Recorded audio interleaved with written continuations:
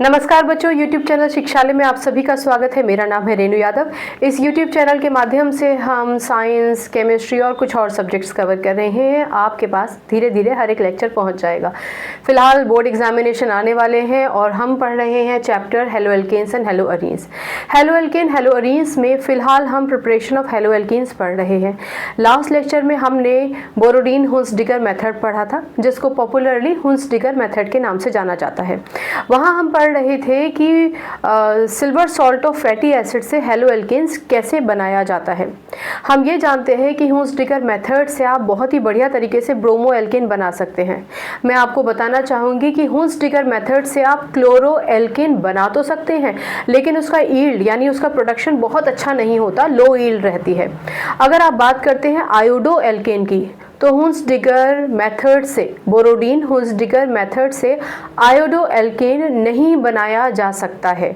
अगर आप ऐसी कोशिश भी करेंगे तो आयोडो एल्केन तो नहीं बनेगा, उसकी जगह एस्टर बन जाएगा। इसलिए हुंसडिगर मेथड को आप आयोडो एल्केन बनाने के काम में नहीं ला सकते हैं। ठीक है, अब ये जस्टिफाई हमें करना है कि Hunsdiecker method can not be used to prepare iodo alkane. तो आइए हम समझते हैं कि क्यों नहीं बना सकता, क्या प्रॉब्लम्स हो जाती हैं। आप जानते हैं कि हुंसडिगर मेथड में हम silver salt of fatty acid लेते हैं। तो चलिए silver salt of fatty acid ले लेते हैं। एक RC डबल बॉन्ड OAG, ठीक है। सिल्वर सॉल्ट कार्बोक्सिलिक एसिड रहा होगा, सिल्वर से रिएक्शन किया तो silver salt of carboxylic acid हो गया। इसको हम कहते हैं सिल्वर एसीटेट। इसका नाम है सिल्वर एसीटेट, या आप लिख सकते हैं silver salt of carboxylic acid.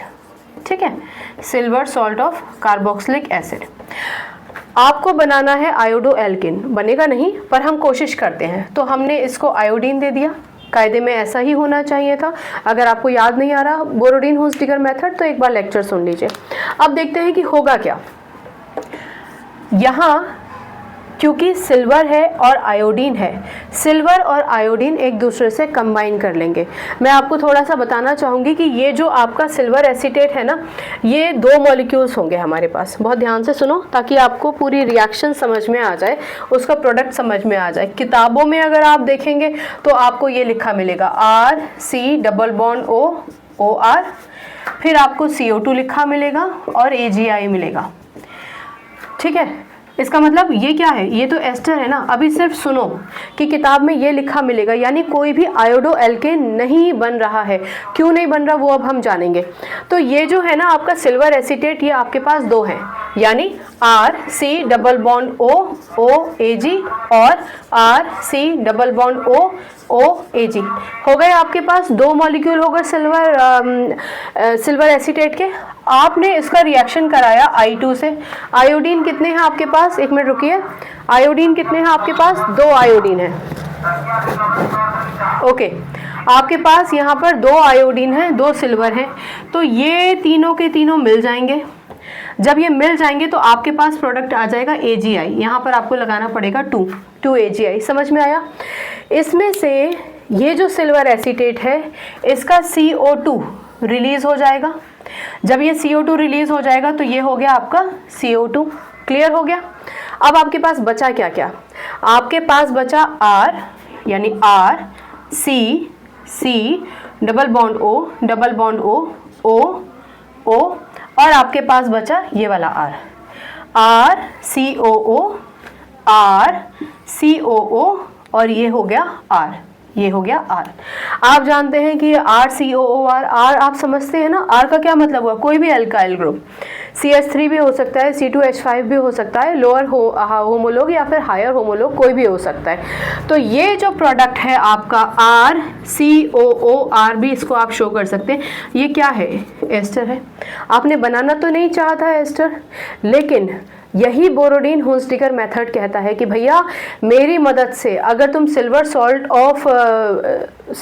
Of fatty acid लोगे और अगर उसमें ब्रोमीन का रिएक्शन कराओगे ना, तो आपको ब्रोमो एल्केन मिल जाएगा। लेकिन क्लोरीन का रिएक्शन कराओगे तो क्लोरो एल्केन भी मिल जाएगा, यील्ड कम रहेगी। पर अगर आप आयोडीन लेते हैं तो आयोडीन के केस में आयोडो एल्केन नहीं बनेगा। हेलो एल्केन आप नहीं बना सकते हैं बोरोडीन हुंसडिगर मेथड से। कोशिश करेंगे भी तब भी आपको एस्टर मिल जाएगा।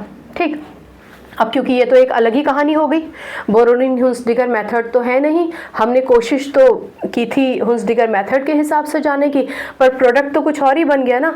तो इस रिएक्शन का भी एक नाम है, क्योंकि क्यों ऐसा क्यों होता है रिएक्शन का नाम है, क्योंकि जब एक साइंटिस्ट कहता है कि ऐसा हुआ, ऐसा नहीं हुआ, और साइंटिस्ट रिसर्च करने लगते हैं, ठीक है। तो ऐसी ही कवायद शुरू की थी बर्नबाउम सिमोनिनी, ये दो लोग हैं, ठीक है। जब इन्होंने इस पूरे के पूरे रिएक्शन को चरितार्थ करने की कोशिश की, बनाने की कोशिश की, तो इन्होंने फाइंड आउट किया कि सिल्वर एसीटेट के रिएक्शन अगर आयोडीन से किया जाता है तो एस्टर बनेगा, हेलो एल्केन नहीं बनेगा। जस्टिफाई हो गया, बोरोडिन हुंसडिगर मेथड से आयोडो एल्केन नहीं बन सकता है।